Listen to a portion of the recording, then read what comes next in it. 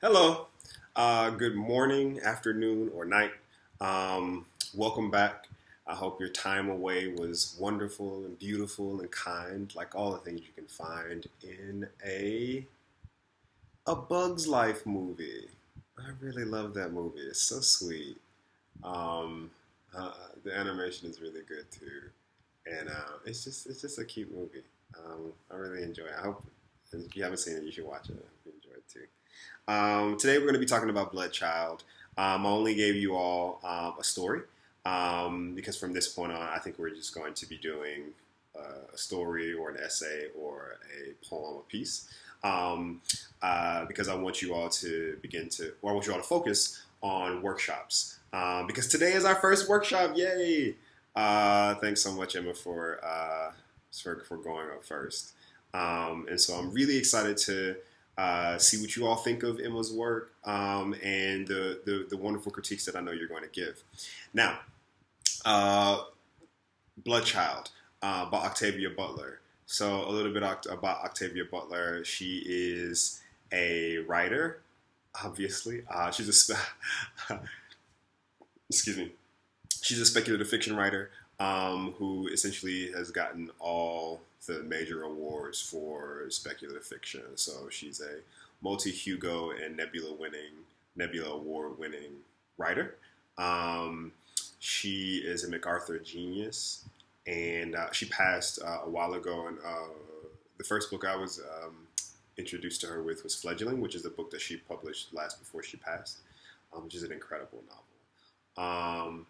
Anywho, she is a black woman who is very much concerned with the way that, black bodies move through the world, but also, black lives move through the world, but also how black lives move through imagined worlds and worlds in the future. And what's I think radical about it is that it is irrespective of um, the social structures that are imposed about the world that we use now, right? So she challenges the social paradigm, um, the and makes one look directly at it by somehow making you look away, right? In these very brilliant ways. But also, that's me imposing what I think her work is doing. She was unconcerned with that. She's like, let me have some questions and ask them and write about them, which is what the next point I want to bring to you all. What I want you all to what I hope is impressed upon you in the afterword from her piece. Also, apologies for the bit of some typos in the story. It was difficult to find the piece, and I think someone had copied and pasted and put it in, and then things get lost in translation or things get lost in copy and paste. Anywho, so the afterword is something that Butler wrote about this piece. I'm not going to keep you all too long in this lecture because obviously she wrote about it and she's going to do a better job in explaining and talking about things better than I can.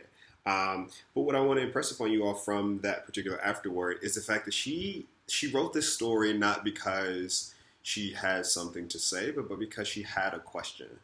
And one of my favorite pieces of advice from a writer named Brett Anthony Johnston was he said, if you have something to say, pick up the phone or write an email. If you have a question, write a story, which is, I think, very brilliant, right? Because when people want to say a thing and they choose art or literature in specific to say it, you run the risk of the great risk of being didactic, which means you're trying to explicate and teach the reader something as opposed to excavate one's self and one's character, right? Which I think is like one of the great beauties and joys of art is that it affords us to ask questions of ourselves that we don't readily have the answer to. And so we see that Octavia Butler, and they don't even have to be very large existential questions. She was afraid of botflies. and she wanted to write a story about, what does it look like when botflies are normalized, or the concept of botfly was normalized, um, and made one to incorporate it into regular society as away from this idea of being alien and disgusting. But obviously we interrogate that particular thing, right, with our narrator. And also she asked the question, what if men could get pregnant?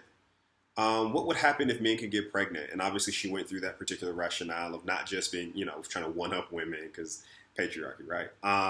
But as if this thing out of love, or that could be out of love, and interrogating what that looks like. And we're talking about eros, right, and the utility of love, and we come back to that, and what they may look like, and yeah, so she she writes this story to ask a question and to excavate herself and excavate her mind and her feelings about certain things through the feelings of her characters.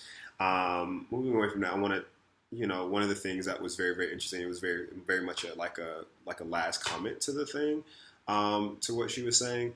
But she said she was very fearful of botflies, or at least disgusted by them, and writing this story, she was, at least for a time, more interested than she was disgusted or fearful by it. When I say for a time, because again, I think about what Baldwin says, how writing is not your salvation. She's like, she didn't go into this thing like, I'm going to write about them so I don't fear them anymore. Nope, that's not the case. She wrote because she was interested in them. And that interest doesn't necessarily, it might bring one clarity about a feeling, but it doesn't necessarily have to get rid of that feeling, right? Because, feelings aren't inherently pathological. There's no moralism to it. So to fear a thing does not mean that a thing is bad. It means that one is averse to it, right? And that could be for a myriad of reasons. But I'm really, really glad that she said this, because, there's no pretending that, this thing has, this thing has created an epiphany with her being. Nah, she's a writer, right? Her craft is writing. Her tools are writing, right? Just like a person goes to, if a carpenter goes out to make a shelf, or a bookcase, it is, while it can be cathartic, it does not inherently create epiphany. And so we see that here. It very well could be cathartic to write this particular story, but it does not necessarily bring her over some hump to make her fear it less. Now, I want to move into our topic of today, which is world building. And oftentimes world building is, essentially, every writer is always world building, but we're going to move into, more speculative sense of the thing, right? Like creating worlds that are not, in line with the realism that we understand to be today. So, so as this particular story, we have these, many limbed, seemed like extraterrestrial creatures that to me sound like a centipede, but I'm not even entirely sure. That doesn't even matter. Or millipede rather, and or centipede, whatever. And creating this world where these things exist alongside things what we can generally think to be people and things that look like us, maybe, right? Because obviously they're stronger than us, also. So somebody could punch somebody hard enough to kill them, which is like very, very difficult as humans to do to each other. And so my questions for this thing is, with world building, one has to create or give readers information, right? That writing strictly in things like literary realism does not have to do, right? So like no one has to. So when you say he sighed or he got up, right? Like everybody can understand like two legs hitting the floor, moving, so on and so forth. But what happens when a person has like 20 legs and their segmented body and cages and things like that, right? How does one? When is that information given, and how is that information given? How can we do that? And I think Butler is like, I think she's masterful in how she does it, because when we ask the question of when was the information given, we the first sentence, we don't necessarily know that we're in this particular kind of world. It's not right. So we don't find out. We only find out information when it is needed, right? And so the lesson here is only give information when it is needed, right? Because if you give too much information too soon, then we run the risk of being, as I said before, didactic, right? So like you're trying to teach us, right? It can come off paternalistic, right? Condescending, right? Because what's interesting is that oftentimes when we're writing, right, so like the information bleeds into it without even our understanding. And then one of the greatest sins, I can't remember what the writer that said this. One of the greatest sin a writer can do is to tell readers information that they already know, right? And so what we see with Butler here is that she only gives us the information when it is necessary, right? If we do too much too soon, we can run the risk of being didactic. Too little, and we leave our reader confused, right? And so what happens is this is also a point in POV. World building is a point in POV because, right? I'm not gonna say I picked up, I lifted the glass, each finger, doing a thing, and my nails at the end of my finger, doing whatever. And if that's not important, why are you telling me about your fingers? I get you're a human, right? Like that's not important, right? But if if I'm looking at my cat and I'm like, as she walked across the ground, and I'm like, and her back slinks, that's interesting to me. My back doesn't slink, right? My back doesn't lift up like a cat's does. So I get to explain that. And what's smart here is that because we are solely in the human narrator's point of view, Gan, I'm not entirely sure how to pronounce the name. Because we're in his point of view, he gets to tell us things about to go toi, right? He gets to tell us about her, and he gets to tell us about the people because he gets to look at these things as if they're foreign because they're not a part of him. But what's interesting, he does not get to tell us these things as if they are new. He's been with us his entire life. The only things that he only gets to tell us things when they're important to him, when they're important to what's happening. So when to go toi is holding down this Lomas person, right? Her strength and arms become important because her arms are holding him down. He is thinking about them in comparison to his arms. How this person would throw his mother off, right? If she were holding him down. But thank God Togoto is holding him down because with her multiple arms, those things, it's easier. Also, think about this cage, right? The arms are not important, right? So like the multiple arms that are, curling over a person's body, that doesn't become important until we think about how those things can be cages. And so the body is only important to what their sense of cage is. So like, I don't, you doing that to whomever over there doesn't matter to me until you do it to me. Now, I like it, but I look at my mother and I think about how she thinks that's a cage.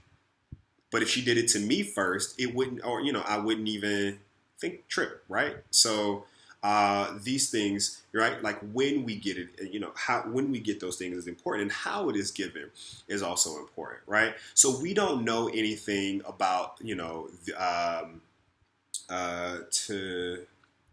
what are they called? The race that is Tlick. Is that what it is? Tlick. Oh, goodness gracious. Sorry. We don't know that this race is enslaving, or not enslaving. We don't know that this race is using human bodies or Terran bodies, or Terran bodies to harvest their children until we come into contact with someone who needs to give birth. We do not need information. Do not give the lesson here is to not give information until it becomes important narratively, right? If we were to tell you at the very beginning they are harvesting human bodies, right? Like that's not okay. And we're like chilling at home right now. No one's getting harvested that we see, right? But it only becomes important when we do see it, right? That information comes out, and it's not that they say, and here is the history of the harvesting of the Terran bodies with regards to the Tlaik, right? Like that's not. It's, oh my God, it's about to happen. I can't believe I'm about to see it. What are we about to see? Well, it doesn't really matter. You don't. What the brilliant thing about it is you don't ask those questions because each time you're confronted with a question, you're given a little bit more. Right? World building is each time a question arises, you give a little bit. You don't have to give You don't have to give everything. You shouldn't give everything because each time you're satiated, like you just give a little bit. Like I'm hungry, you eat a little bit. You're hungry, you eat a little bit. You're hungry, you eat a little bit. You're hungry. If you're hungry, you don't go out and eat a whole horse, right? Or because you can't eat for the rest of the day.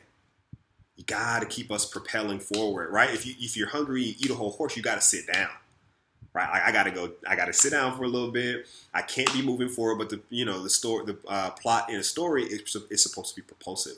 I need to be able to keep moving, right? Eat light enough for me to keep moving, right? And so in world building, we have to think about when we're giving information and how we're giving that information. And so when only when it's important narratively. How only with regards to what's happening. Right? Nothing more, because you can get didactic. Nothing less, because we're left confused. Right? So that's my lesson for today. I look forward to reading all of your pieces. So very, very excited. And looking forward to hearing everybody's feedback with regards to it. All right, you all. Until next time. See you later. Love you.